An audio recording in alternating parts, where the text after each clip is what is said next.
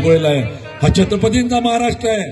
ह्या छत्रपतीच्या महाराष्ट्रामध्ये त्या ठिकाणी सत्यताला दान आहे। त्या ठिकाणी ह्या छत्रपतीच्या महाराष्ट्रामध्ये गोरगरीब अन्याय करायची गरज त्या ठिकाणी नाही। आणि या छत्रपतीच्या महाराष्ट्रामध्ये आपण सगळेजण येणाऱ्या 2 महिन्यानंतर गोळी गोविंदानं नाचू अशावर विश्वास देतो।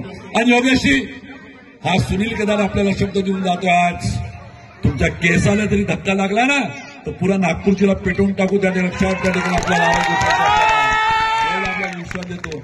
आपण एक चांगली संस्कृती इथे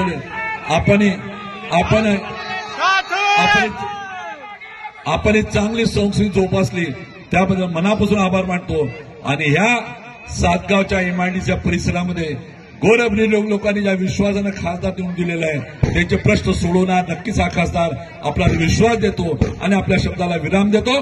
जय हिंद महाराष्ट्र। एबीपी माझा, उघडा डोळे बघा नीट।